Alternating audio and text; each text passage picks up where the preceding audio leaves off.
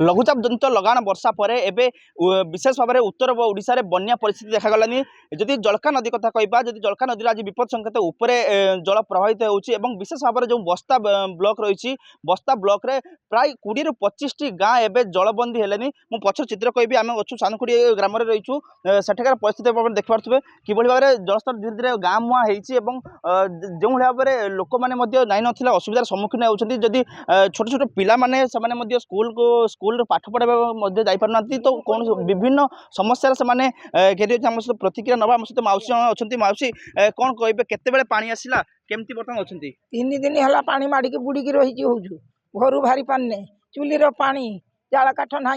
चाउल 40 टका ना किलो भी पाऊने चाउल मिलवा डेरी होचु भत्ता मिलवा डेरी होचु भत्ता कही आमको 3000 नाखा दब बोले आम मन केते खुशी थिला। आजिकल पुओ बहुत जहाँ पुषुचंती तेणु ये भत्ता नागी सब बेले आम चिंता करुचे कांदुचे केमिति चलिबा कई बाड़ को 1000 टका होनी 1000 टका ठीक टाइम जो बर्तमान सुधा प्रशासन कहीं पहुंचलानी आपन पाखरे कहीं पहुंची नहीं कहीं आसु नहीं कहीं बुझु नहीं प्रतिक्रिया नौथिले देखो शुणुथिले जे आसंता काली जतले राति रे पानी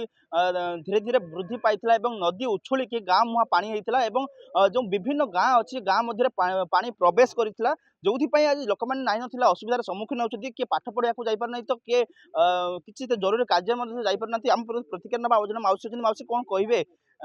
जो भाव में बर्तमान पानी आप गाँव में पशिलानी केमती अच्छा बहुत दुखर अच्छे दुआर मोर पानी घर बाहरी पाने साप बेंग पशि होचु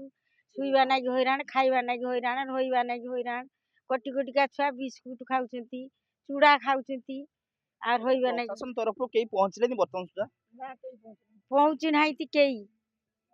निश्चित भाव में शुणुले जिते आसंता काली वर्षा जिते पानी गाँ को पशिची तो बर्तमान सुधा भी प्रशासन तरफ कौन से मुझे देखा कहि देखिए बर्तमान गाँ दांडे किभली पानी उछुलानी किसी समय पर जब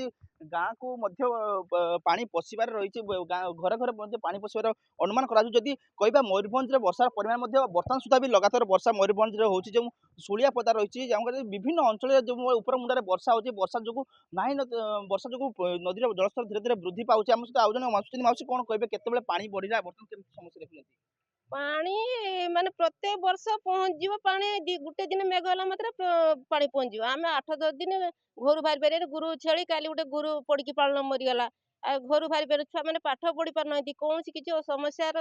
समाधान हो पारनी सब बड़े असुविधा आमर माने असुविधा कौन दिन माने सुविधा बाट चलिए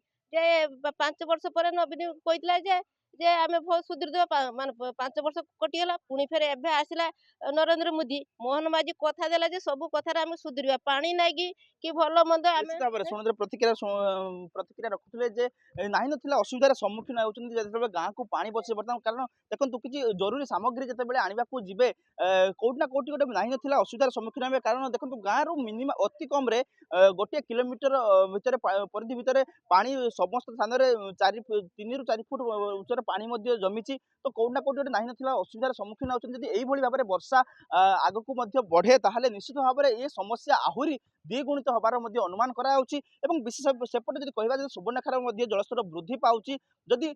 उत्तर ओडिशा रे जदि एभली वर्षा परिमाण आउ दिन दिन लागि रहिथिबो ताहले निश्चित भाव में ये बन्या परिस्थिति मध्य उद्वेगजनक रहिबो बोली आशंका कराउछि। बालेश्वर जलस्तर रिपोर्ट।